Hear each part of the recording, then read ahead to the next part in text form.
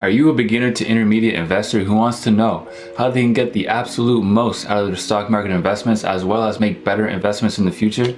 Well, let me tell you, you have come to the right place. My name is Tyson, and today we're talking money, but more specifically, we're talking the stock market. Now, I'm going to share with you 5 tips to make your stock market investments just that much better. These tips will show you how to make better investments in the future, as well as get the absolute most out of your investments. So without any further ado, let's stop wasting time, because as we all know, time is money. So let's cut the chit chat and get right into the video. So the first tip I'm going to be sharing with you guys is to diversify. You guys need to be diversifying your portfolios. Now, you've probably heard this before because it's common sense. But as we all know, just because things are common sense doesn't make them common practice, right? So you're going to want to diversify your portfolio because you don't want to have all your eggs in one basket.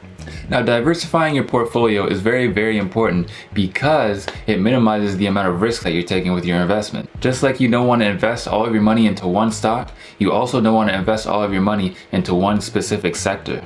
So what would happen, for example, if you were to invest all of your money into electric vehicle stocks and then the world decides that electric vehicles are actually not the future after all? Your whole portfolio is going to be nothing but red, and that's absolutely not what you want. To properly diversify your portfolio, you're going to want to invest in companies from different sectors, from different regions of the world, and you also want to have long-term investments as well as short-term investments. That way your portfolio is equally diversified, and if something goes wrong in one of those sectors, or maybe your short-term investments aren't panning out how you want, you can still be in the green overall. Alright, so now my second tip I have for you guys is to always do your own research before you invest into a stock. Now I know these first 2 points sound like common sense, right? Well, we're getting to the more nitty-gritty stuff later on in the video, but I have to address the easy stuff first. So always do your own research. Now, I shouldn't have to tell you why this is important, but I will anyway.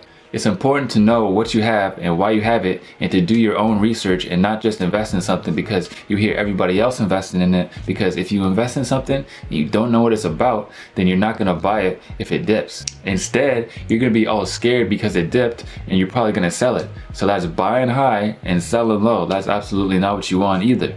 But on the other hand, if you actually do your own research, you know what a stock is about and you know why you have it, and you buy it, and then it takes a dip, you're not going to be worried at all. In fact, you're going to be chilling, you're going to be cool, and you're not going to break a sweat because now that stock is at a lower price, you get to buy more shares at an even lower price. So then when it takes off, you get the absolute most out of your investment. Now, tip number 3 for you guys is to always keep your emotions in check when investing in the stock market. Now look guys, when you invest your hard-earned money into a stock, it's hard to see them red days, man. It's hard to see red day after red day after red day, but you have to control your emotions. If you know what you got and you know why you got it, you shouldn't be worried at all. In fact, you should be happy. Now look, you also shouldn't be super sad when you got red days, and you shouldn't be super happy when you got green days. You're really just worried about your return on investment. That's it. You need to take your emotions completely out of the equation when you're investing in stocks. If you plan on holding something for a year or a couple years, don't check it every single day because you don't need to. Instead, if you have long-term stocks, just check them every once in a while, every couple weeks, because then you'll see the actual uptrend. Don't be concerned with the day-to-day. And my 4th tip for you guys is to always have a plan. Now look guys, it's simple. If you fail to plan, then you plan to fail, okay? Say it with me. If you fail to plan, then you plan to fail. You know what I mean.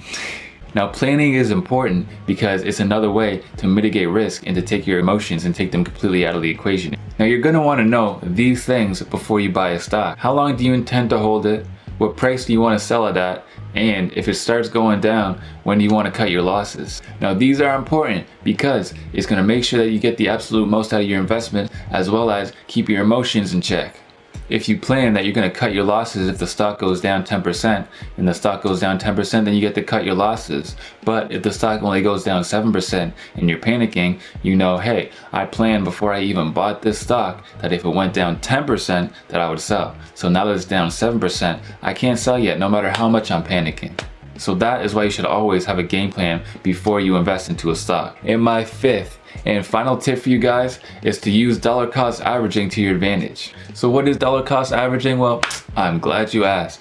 Dollar cost averaging is simply an investment strategy that entails you buying stocks over a period of time. So if you got a stock that you got your eye on, you're not just gonna dump all your money right into that stock right away. No, you wanna buy a little bit right now, a little bit in the future, and a little bit more after that. That way you know that you're getting a good price on a stock. And if the stock dips before you have all of your money in there, then you can buy even more at a lower price. So look, I really appreciate you guys making it to the end of the video. So I'm gonna give you guys a bonus tip, tip number 6. And tip number 6 is to always know how your investments are doing compared to the overall market. Now this is important to know, because what if you have a stock and it goes down 10% over the course of a year? You're gonna be like, oh man, that stock sucks, I'm about to get rid of it. Well, what if the actual overall stock market has gone down by 20% or 15%? Then your stock's actually not doing that bad at all. Or what if your stock goes up by 5 or 10%, but the overall market is going up by 15 or 20%?